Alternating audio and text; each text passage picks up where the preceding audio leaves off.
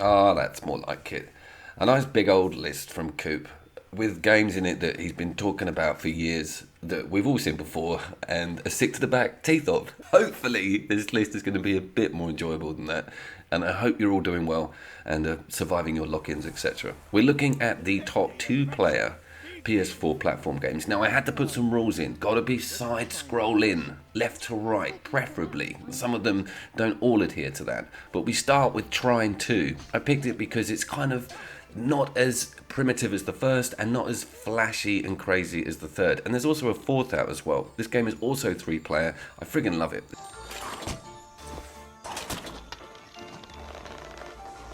For 2017 and for an indie, let's say AA production, because this studio isn't small, but man, the results are really amazing. It's got some absolutely beautifully intuitive puzzles that incorporate the environment and the characters.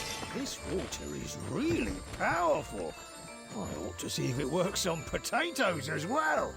All of the voice acting is very high production, and you have 3 different characters: a knight, a sort of assassin, and a wizard, and they all have their own different abilities. The wizards include bringing in boxes and being able to actually change the environments and move things around. The knight is obviously cool at melee combat, and the assassin has got a winch and arrow. So they all have their own solutions. When you play at 1-player, you cycle through them. When you play at 2-player, you have the option to swap in and out, and 3-player, you're stuck with your choices.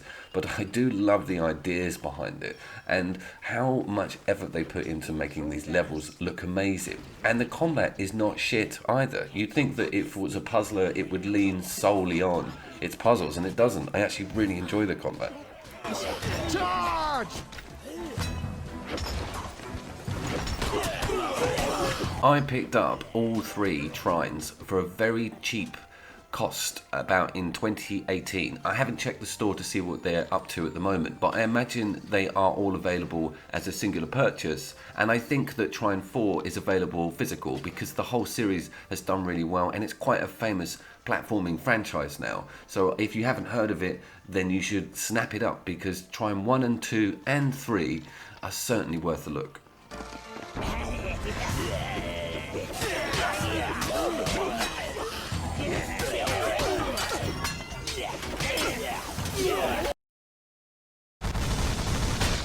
This list became like a chronological visit down platform memory lane. It was very cool to pluck out a lot of the platformers that I've loved for years that featured on the channel years and years ago, especially this one and especially some of the top games I haven't spoken about for nearly half a decade.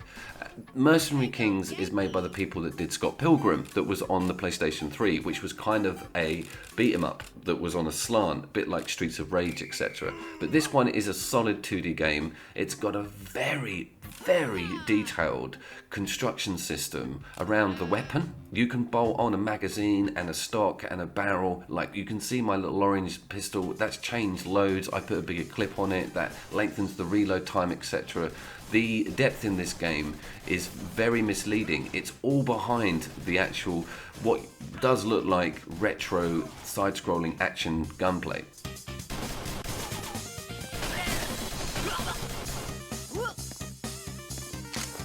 And that's kind of really what the game is, but it's been given that added depth to really give it a lot of longevity and interest from people like me who are into crafting, getting rare items, taking them back to base and coming up with a cool weapon that I've made. I don't like the idea that they haven't utilised the whole screen. The map is important in gameplay, but it doesn't need to be plastered across the bottom like that all the time. As you can tell, it is geared up for 4 players. 4 players and 1 player, I think, because it doesn't do that annoying map thing. It would have got a lot higher if you could just click a button and switch your actual main screen to that map screen. But ho-hum, let's crack on.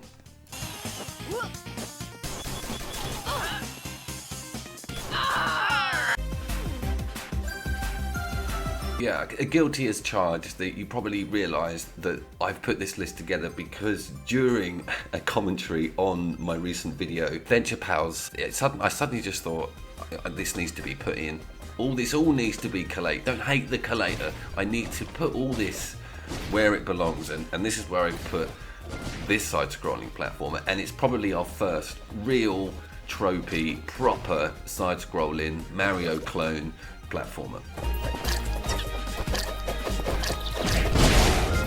And there's absolutely nothing wrong with that. To be fair, this game is probably the most accessible of all on the list. A very family-friendly aesthetic, extremely simple gameplay mechanic, but again, we have some underlying awesome sort of open-ups and perks and all kinds of card systems and unique rewards at the end of quests, and you don't have to do a quest line, you have an open map, just like a lot of the classics in the genre. So I really like it. I want it to be on the list. I want people to spend some time with it because I think it's pretty new-ish. Last year I went into it in a bit more detail on a previous Couch Co-op video, and it's just really has earned its spurs for me. It's got a lot to give this game.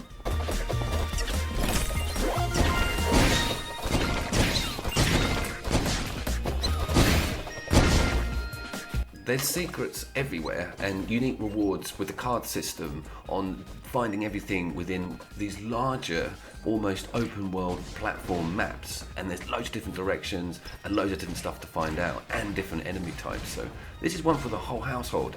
Absolutely awesome. Adventure time, pals. A time. Adventure.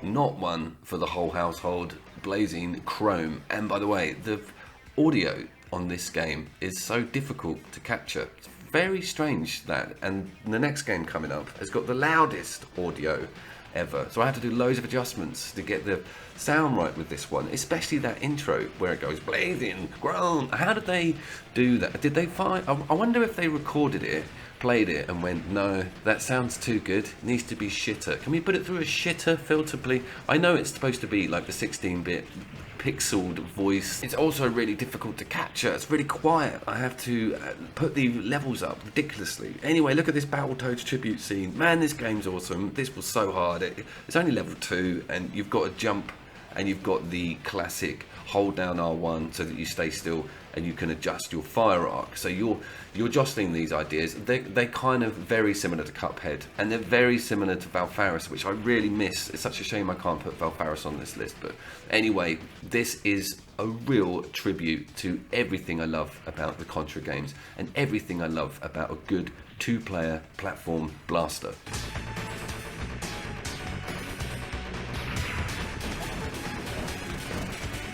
It's not going to be for everybody, is it? And do you know what I was thinking about? Was Angry Video Gamer Nerd and Cinematica and Mike, him and Mike, and all the games that they play. I can't believe they haven't had this on their channel yet. If you know those guys, you should check them out. They're big like Mega Man fans. They love Castlevania and they love hard games and shit games. But they would, this is like it's made for them. I can't wait to see that appear on their channels. And I think that's the demographic, the Contra, Super NES, fanboy, Famicom, you know, people who love this type of games will just be so happy with this. And I'm so happy with this.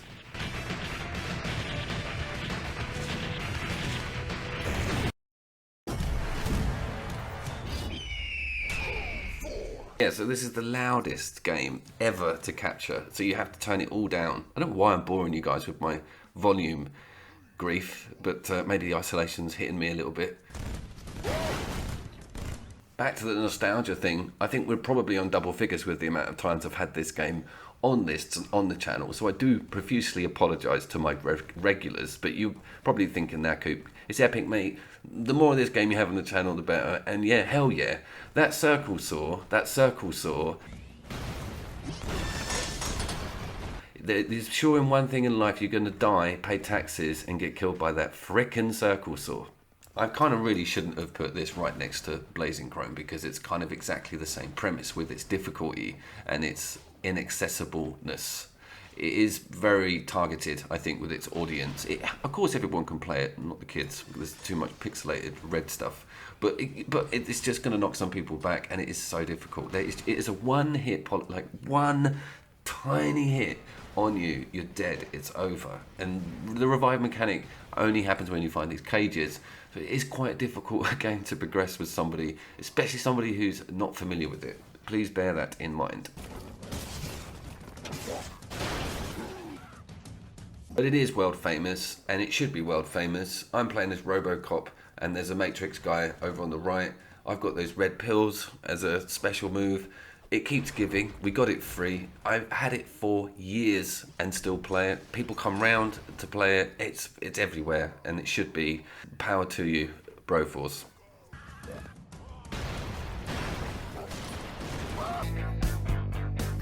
What's he up to? What's he up to now? Rocket Birds 2 Evolution.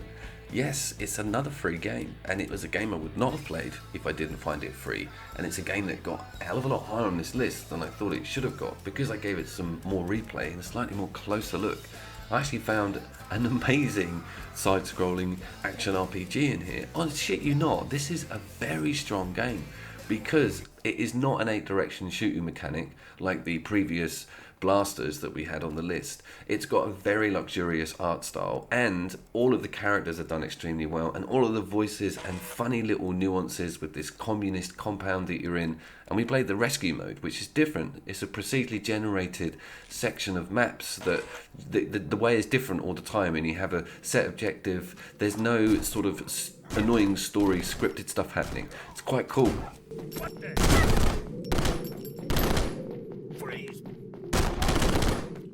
I've also got an AI controlled dude on my back, and he had a shotgun, and he will shoot at stuff that he wants to. So you bring him around with you through the whole level. Absolutely awesome, and you have to look after him though he's got his own health.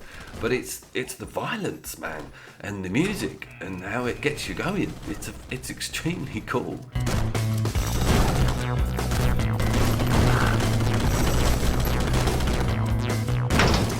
Boasting 4-player and a wealth of depth on all of the armors and weapons. Like, I'm talking so many different weapon types, like loads of different shotguns, etc.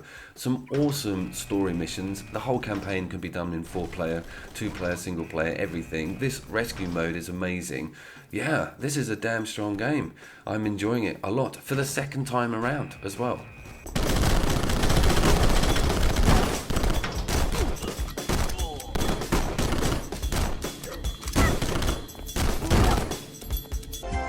So join us, for you have always been and always will be most welcome in Little Big Planet.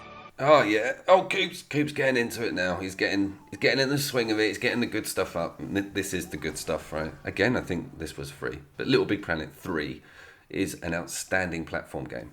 With its unlocks, DLC, user-generated content, almost borrower's level of awesomeness with the interiors and the level designs. I can't help but love this game to bits.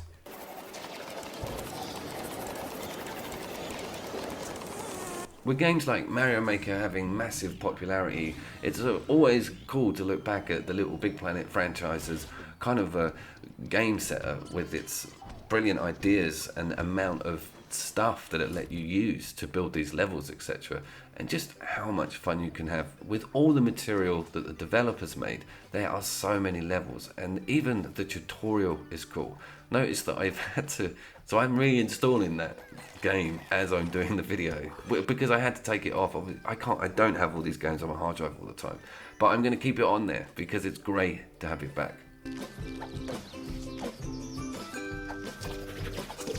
To be serenaded with such an excellent soundtrack and have such beautiful environments unfolding around you, popping up everywhere, animals and characters.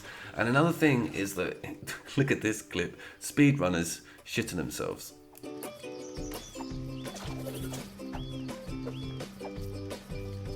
I've also got a little golden Trump wig on that I managed to unlock. What I was going to say is that the boss fights and ending crescendo scenes for a lot of the levels that the developers have made or are on the game already are so freaking cool, and the stuff they involve and the characters shouting at you and the little secrets that you have to find out to kill them.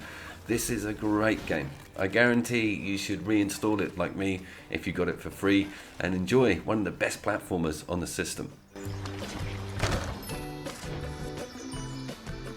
Now, we must retire to my airship to prepare for your, our death-defying mission. Right, let's get back to the serious stuff again now. You might have noticed I'm doing a bit of a PR push on Salt and Sanctuary at the moment. I haven't taken a check from the developers or anything. I just think it should be a lot further at the front of the stage because of its two-player lunacy. Right? I had to Google it again. I forgot. I was the person who probably found this out in the first place, how to get someone else into the game. Convolution is ridiculous. You have to start a new character that has a particular weapon on, and only then can you make the offering to the bonfire. But it's madness. But look at the outfit. Bloodborne. It's a little mini Bloodborne player with the whip and everything. It's, if you don't know, side-scrolling Dark Souls. And Salt and Sanctuary has so much more depth when there's two of you. I'm serious. Boss fights and support, and if you take a mage and range weaponry, it's a deep game this. We're really high on the list, remember, as well. There's not a lot left, so there might be some raised eyebrows at this, but I personally really love what this game's trying to do.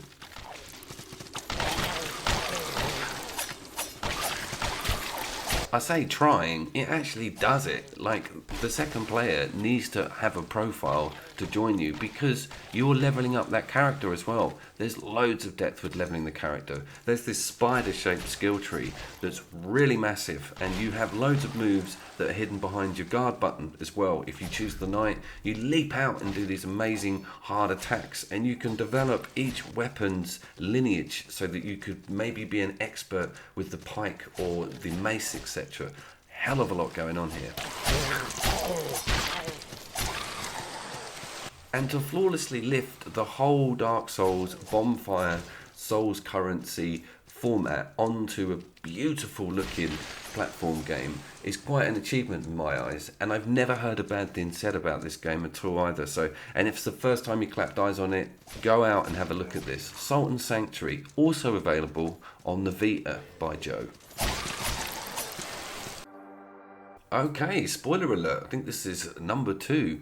It's the game that EA couldn't ruin because the studio wouldn't let them. Unravelled 2, nothing but a vast improvement on its prequel. The one thing that struck me, again, having putting this back on for a second time from a long break, was just how fantastic the visuals are. The focus and the moss and some of the levels later in game, you're in parks. Some of them are English parks, actually. Won't be seeing any of them soon. But it's nice to be under the benches, on the rooftops. There's so much imagination here.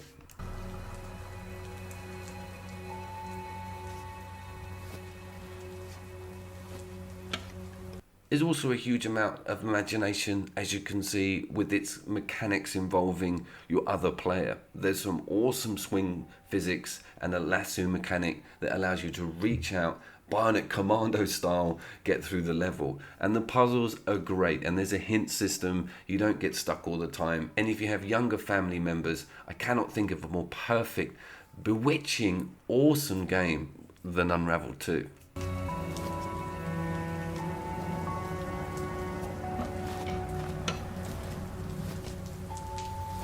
One of my sort of main criteria for this list, especially during this difficult time, is that everybody can access a game or even look at a game and enjoy it. And some of the previous games on this list can be a bit alienating, but Unravelled 2 is almost like a beautiful cartoon / TV show of these two awesome little characters struggling through an amazing world. It's a great achievement and is available physical and digital, and probably really cheap at the moment.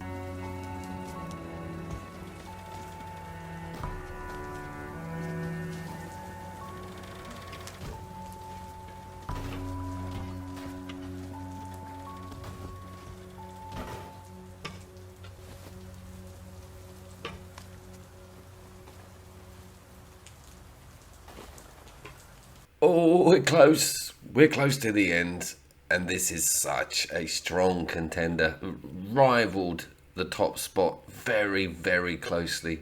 Guacamelee 2, Guacamelee 1 is also a star game.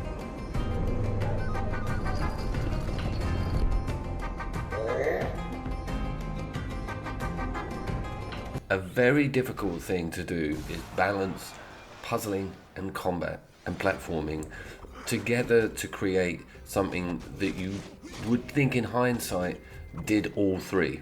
And this is kind of one of those strange sensations because I don't look at it as a puzzler. It is a brawler, it is a brawling platformer, but at the same time the puzzles make the game. They're so clever, but they are intertwined into the gameplay so cleverly that you just, because puzzling all the time would get you fatigued, and it mixes it all in. Brilliant, brilliant game design.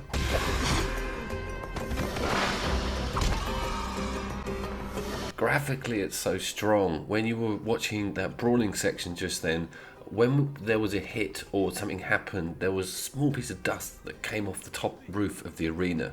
You only notice it on replays, and it's such a testament to the beauty and the design of this game. And here's a brilliant example of the ideas behind these puzzles.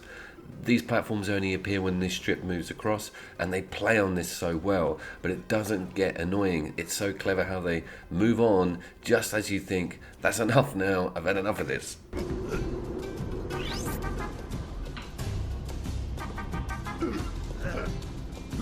Again, this scores well because it's got an extremely strong 4 and 3 player modes rather. And here we have another incredible use of that mechanic with the strips going the other way. And then we had this bit, and I cut this bit, I cheated. We were on here for a while, holy shit.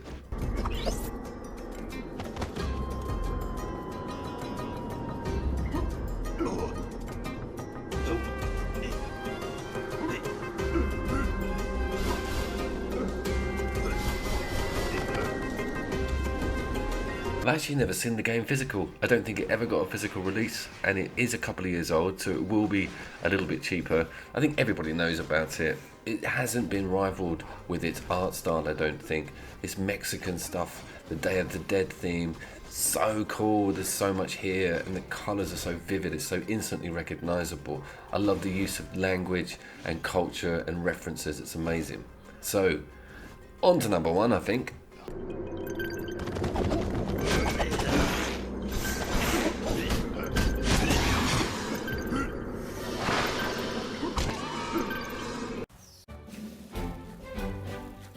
Oh yeah, that doesn't get much better than Rayman Legends when you want to platform around, alright? That's my mantra, that it's the best 2-player platforming game available on the PlayStation 4 and the Vita. It's only 2-player, I think, yeah, and wow. I'll tell you another thing, is that a lot of these games had to be reinstalled, as you've seen this evening. And some of them remembered who I was as a player, some of them didn't. This one did, thank God, thank the Lord.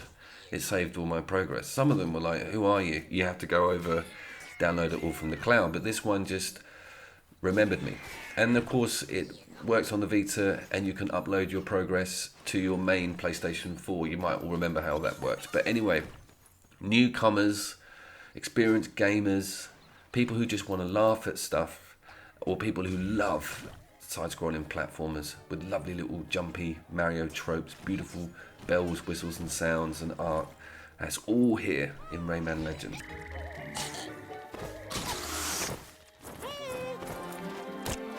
I don't think I'll ever stop playing it.